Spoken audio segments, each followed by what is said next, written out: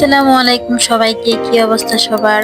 কালকে তো ঈদ, তাই আজকে আমি আমার বাড়ি ঘরকে সুন্দর করে সাজিয়ে ফেলবো। ঈদ এলে তো সবসময় এটাই চিন্তা করি যে কিভাবে সাজুগুজু করব, কোন জামাটা পরলে বেশি ভালো লাগবে, কিন্তু কখনো ঘর বাড়িকে নতুন করে সাজানোর কথা চিন্তা করি নাই। তাই আমি ভাবলাম এবার নিজে সাজার আগে ঘর বাড়িটাকে সুন্দর করে সাজিয়ে গুছিয়ে নেব। এবার তো আমি আমার দরজা জানলা সবকিছুর পর্দায় নতুন করে লাগিয়ে ফেলবো, তার সাথে সাথে বিছানার চাদরটাও পাল্টে ফেলবো। আর সবকিছুর পাশাপাশি তো ভালো মন্দ খাওয়া দাওয়া চলবে। আর আমি যখন বাবার বাড়িতে গেছিলাম তখন আমার হাজবেন্ড এই ব্যাংকটা কিনে রেখেছিল, কিন্তু সে ব্যাংকের ভিতরে 1 টাকাও ফেলেনি, কেননা সর্বপ্রথম সে আমাকে দিয়ে ব্যাংকের ভিতর টাকা ভরাবে। আমি ব্যাংকে সর্বপ্রথম টাকা বলে নাকি টাকার বরকত বেড়ে যাবে। তাই আমি তো আমার নিনজা টেকনিকে খুব অল্প সময়ের ভিতরে বিছানার চাদর, বালিশের কভার সবকিছুই লাগিয়ে ফেললাম। আমি এখন বিছানার মধ্যে পুরাতন বিছানার চাদরটা বিছিয়েছি, তারও একটা কারণ আছে, সেটা তোমরা একটু পরে জানতে পারবা। আমি সর্বপ্রথম আমার জানালার পুরাতন পর্দাগুলো খুলে নিচ্ছিলাম, কেননা এখন আমি নতুন পর্দা লাগাবো। তাই আগের পর্দাগুলো লাগিয়েছে, যদিও বেশি দিন হয় না, তবু আমি পর্দাগুলো খুলে নিলাম, কেননা কালকে ঈদ, আর ঈদের মধ্যে আমি সবকিছু একদম নতুন করে লাগাবো। আর আমার জানালার পর্দাগুলো কেমন হয়েছে সবাই আমাকে কমেন্ট করে জানাবা। আমার কাছে তো মাশাআল্লাহ অনেক বেশি সুন্দর লেগেছে,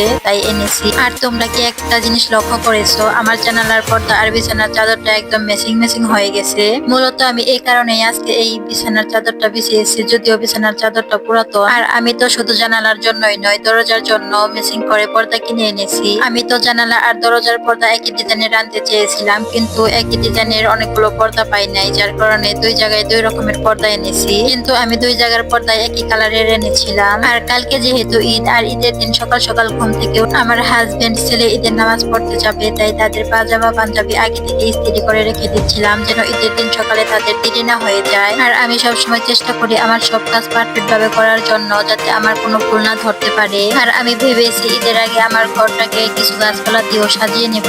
তাই আমি একটা বোতলকে সুন্দর করে ফুটা ফুটা করে নিয়েছিলাম, ওইখানে গাছ লাগাবো তাই। আর 2টো বোতলে পানি ভরে নিয়েছিলাম, আর একটা ছোট কাটা বোতলেও পানি ভরে নিয়েছিলাম। এখন এই সবগুলোতে আমি সুন্দর করে গাছ লাগিয়ে নিব। আসলে তো আমার কাছে গাছ লাগাতে অনেক বেশি ভালো লাগে, আর আমার সবচেয়ে ভালো লাগার জিনিসটা আমার ঘরে তো থাকতেই হবে। আমি তো আমার বাবার বাড়ি থেকে আসার সময় এই গাছগুলো এনেছিলাম। আর এই সুন্দর সুন্দর গাছগুলো লাগানোর জন্য তো কোনো মাটিরও প্রয়োজন হয় না, শুধু পানির মধ্যে রেখে দিলেই হয়ে যায়। আর এই গাছগুলো তো বাহিরে রাখারও কোনো প্রয়োজন হয় না, ঘরের ভিতরেও রাখা যায়, তাই মূলত এই গাছগুলো আমি এনেছি। আর এই বোতলটা তো আমি আগে থেকে ছিদ্র করে নিয়েছিলাম। ছিদ্র করার পর এই বোতলের ভিতরে আমি অনেকগুলো মাটি ভরে নিয়েছি। এখন ছিদ্রের ভিতর দিয়ে শুধু একটা একটা করে গাছ লাগিয়ে দিব। মাশাআল্লাহ, এইভাবে ডিজাইন করার পর গাছটা তো অনেক বেশি সুন্দর লাগতেছিল। আমি ভাবি নাই যে গাছ লাগানোর পরে বোতলটা এত বেশি সুন্দর দেখা যাবে। এখন তো এই গাছগুলো শুধু জায়গা মতো রাখার পালা। ইনশাআল্লাহ আমার যদি আরো সামর্থ্য হয়, আমি আমার ঘরটাকে আরো অনেক বেশি সুন্দর করে সাজাবো আর তোমাদের সাথে শেয়ার করব।